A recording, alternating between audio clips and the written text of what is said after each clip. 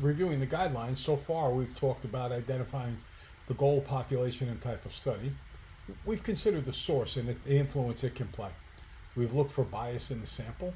We've looked for problems in defining or measuring the variables of interest. We've talked about confounding variables. We have to be on the lookout for those, as they can be a big influence and subtly affect the results of a survey.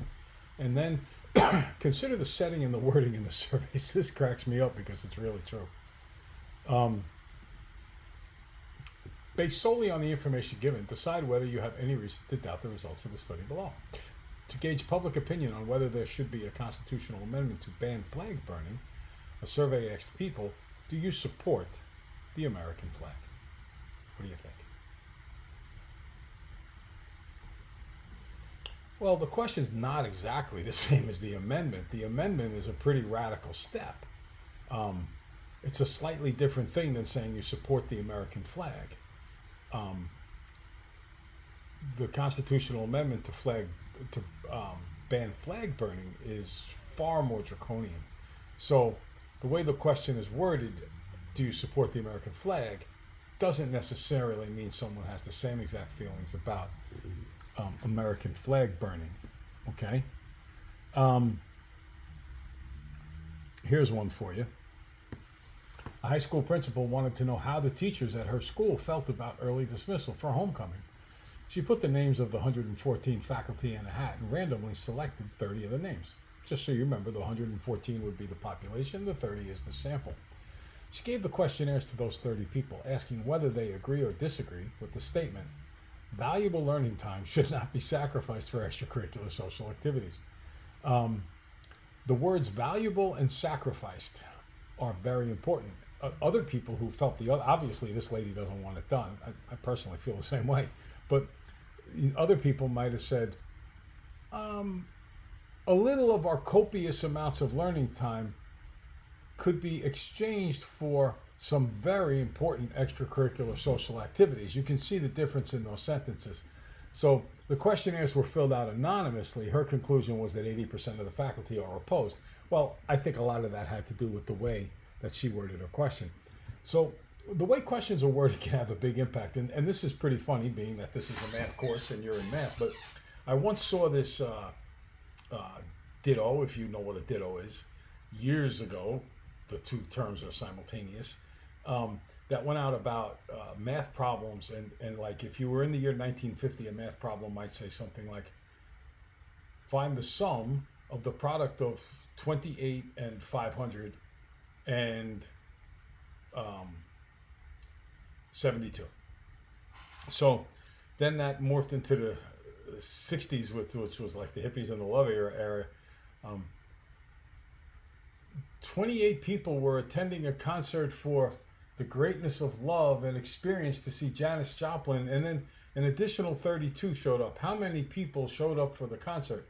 And then you go into the 1980s, where environmentalism really took hold on our culture, and said, if the mean, evil development company wanted to ruin the forest where the spotted owl was hanging out, and they wanted to take down 28 trees in 57 rows, how many trees were they taking down?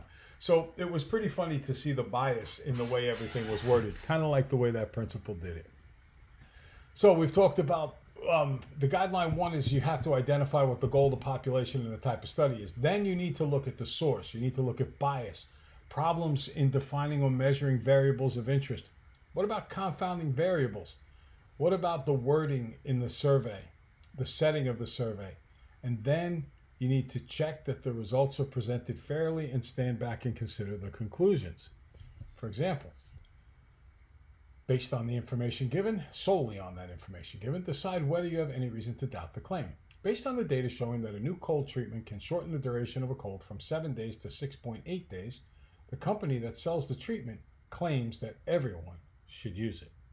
Any reason to doubt that? Well, I can think of a few. It's very little change. How's the accuracy of that change? Is it within the plus or the margin of error? Is the treatment really doing anything significant? It's only a cold, and you're saving 0.2 days, which amounts to about 5 hours. How can 0.2 days even be trusted? What were the mathematics behind there? And then, of course, you could say, how did they word the question? So you don't really know.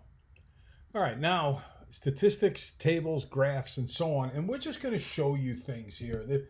Again, this is really not that you're going to do a lot of math, a little bit, but you're not going to do a lot. What you're going to do is try to understand what the tables and graphs are saying. So here's a bunch of data. The number of TV sets in U.S. households. The first type of data is called the frequency table. It has two columns. The first column lists the categories. The second column lists the number of times each category appears in the data set. Relative frequency is the frequency expressed as a fraction or percent of the whole or the total. And the cumulative frequency is the frequency as it accumulates or gathers as it goes along. You have at home, most people have what they call a junk drawer in the kitchen. It's where like everything goes that doesn't have a place, and things accumulate in the junk drawer. So the cumulative frequency is the frequency added up as it goes along. So let's look at a frequency table. Now, this frequency table refers to the numbers in the table before. You aren't going to remember them without. So there was one person who had 0 TVs in the house. My greatest influence on me as a math teacher had no TVs in his house. The category, the number of TVs, there were 16 people with 1 TV. The relative frequency is 16 out of the whole or the total, which is 16/50ths, and that's 32%. Now the cumulative frequency, we are accumulating as we go along. There was 1 in the first category, and there were 16 in the second category, so far we have 17. Why don't you count the number of 2s in that purple and white data display? Okay, so you've counted them. I assume you did stop and start. And you realize there are 14 of them. The relative frequency, and now let's count the number of 3s. Each time I say that, we'll do stop and start. So we could do it all at once. We did the 2s, do 3, 4, 5, and 6. Do one giant stop and start, and then we'll put the numbers in. Okay, so there are 12 3s, there are 3 4s, there are 2 5s, and there are 2 6s. As far as relative frequency goes, in every single case, it's how many there are in the category divided by 50, because 50 is the whole number. And then we convert that to a percent. So 14/50ths converted to a percent, 28%. 12/50ths, 24%. 3/50ths, 6%. 2/50ths, 4%. And another 2/50ths is 4 more percent. Now I can't help but stop and pause in the middle of my work and add up all of those percentages and make sure that I come up with 100%, because that means that so far my work is fully correct. If it didn't add up to 100%, I would have to go back and look for a mistake. Otherwise, any subsequent work would be wrong based on it not adding up to 100%. I add them up and absolutely, they sum to 100%. Booyah! All right, now cumulative frequency is as this accumulates, like the junk in the drawer. You are accumulating or gathering. Everything gets thrown in the junk drawer, everything gets thrown in here. You started with 1, the next category added 16, you've accumulated 17. So now you're starting with 17, and this category has 14, so altogether 17 and 14 is 31. So your accumulated amount, your total amount so far in the first 3 categories is 31. Next one's 12. So 31 and 12 add up to 43. The next one is 3, and 43 and 3 add up to 46. The next one is 2. 46 and 2 add up to 48. The next one is, I take the 48, I add the 2 for the last column, and I get 50. So that's a perfect column. I started with 50, I ended with 50. Remember, there are 10 columns and 5 rows in this purple and white table. So that's a total of 50. They sum to 100%. I know I got this table right. Now, sometimes, rather than give a specific value like 0, 1, 2, 3, 4, 5, 6, they'll ask you to put it into an interval. Okay? So, for example, we have intervals 10 units long, 60 to 69, 70 to 79, 80 to 89, 90 to 100. And the way you do something like this is you just tally as you go along. Now, we're not going to do the whole table, but I'm going to show you how you get started doing the table. So I'm I'm sure you remember the song. My sons used to listen to it when they watched the video for Raffi. It was also in the movie Beetlejuice, and you hear it every now and then in different places in our country. But hey, Mr. Tallyman, tally me banana. Daylight come and me wanna go home. Well, what we're looking to do here is put a tally mark, which is just a little mark that says that you did one. So for instance, the first score is 99. So I put a tally mark in the interval, the bin as they like to call it, between 90 and 100. The next one is 74. Next is 75. I'm reading straight across the top. Then it's 61. Then it's 75. Another 75. 99. 88. 75. And once you get to the fifth one, you draw it sideways so that you know each time you see that, it's a total of 5. 67. 81. 74. Another 74. And 81. Now, let me just go back to that real quick. I stopped at that point because I think you get the point. And then as far as the relative frequency goes, you just take the total frequency and divide by how many there are. And the cumulative frequency, you just add the frequencies up as they go along. Now, there's two types of data. One is called qualitative data, also sometimes called categorical data. Basically, it describes qualities of non-numeric categories. For instance, what's your favorite type of music? That's not numerical. Quantitative data represents counts or measurements. You know, maybe how fast someone ran, something, how many fish did you catch, something like that. And those are represented in different data forms. So when data is qualitative, we often use bar graphs and pie graphs. Okay? And I mean, you know how to do this sort of stuff. You label the graph, whatever it is, and you, in a circle, you mark the region and you write in the percents, make sure they add to 100.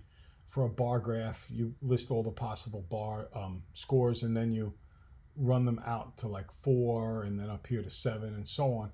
And not everybody puts relative frequency on the side, but if you wanted to, you could do that too.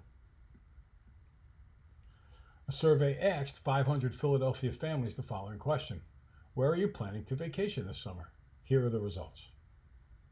Now, this is clearly categorical data, qualitative data. The Great Lakes, 37 people. New England, 104. East Coast, 206. South, 96. West Coast, 57. Notice this was during the summer. If it was during the winter, the South would get a lot more. So that data can be expressed in a pie graph. That looks like it was taken right off of Excel. Or it could be put into a bar graph. Okay? So bar graphs and pie graphs are excellent for categorical or qualitative data.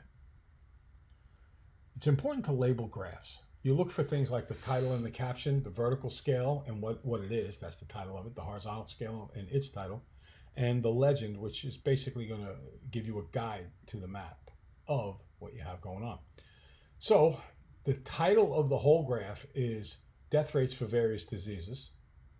The legend is over here. It just tells you which is which. Orange, pneumonia; green, cardiovascular; blue, tuberculosis; and I guess that's brown, cancer. And then it says deaths per 100,000 as your vertical measure. And then the year is on the horizontal scale. So it's important to have those things titled. In other words, you don't want to draw the graph and then not explain to the user how to interpret the graph. So make sure you include things like labels, legends, scales, etc., so people can know. Now, a histogram is a lot like a bar graph, but we use it for quantitative data. The other thing is the bars have to touch each other in a histogram. It doesn't say this here, but they do. And that's because numbers flow from one to the next. You might go 90 to 91 or 75 to 76. So in a histogram, the bars touch. So you could summarize raw data. Here's 20 scores from a 100-point exam. The data is already put for you. How many got 95 to 99, 90 to 94, 85 to 89, etc.? Here's your relative frequencies, right? They divide out of 20 each time. Your cumulative frequency, look, it's accumulating as you go along. 1, 3, 6, 9. Then you go up 7 more, 16. You go up 4 more, 20. You got all 20 there. That's a good thing. And you can represent those scores. So here's your histogram. Notice the labels. Exam scores, frequency scores. Notice that the bars touch each other. In a histogram, they will always touch each other. In a bar graph, they will never touch each other. Frequency clearly defined, and the scale is consistent throughout. Same thing for the scores. One little thing is, a lot of times people put what we call a break in here, and where, kind of like an upside down squiggle here. And they do that because there's a big jump from 0 to 70. And that says to you, hey, look for the jump, look for the jump. But you could have also chosen to make a line graph out of this. When you make a line chart or a line graph, you're showing the data value for each category as a dot, and then you connect the dots with lines. But it's the same data that was just used. So you can do histogram. Look at the points here. Here to here to here to here to here to here to here. Or you can do the line graph. It's very important with a line graph or a line chart that you go all the way down to 0 at the beginning and the end. Now, a time series diagram is a histogram or a line chart in which the horizontal axis represents time. That makes sense, right? So this data represents the personal consumption in billions of dollars for transportation in the United States. And you'll notice the year is the top piece of information given, and that in turn becomes the horizontal axis here, is the years. So that's a time series graph when we put the years down there, okay? Another example is days of a month down here and the values of stocks, gold, and bonds. Big thing is you're looking for some kind of a time on the horizontal axis for it to be a time series graph. Another one here with the years 1990 to 94. And then graphics in the media. And can I fill this out before we're done for the thing? No, I cannot. So we have one more video to make, and we'll stop here.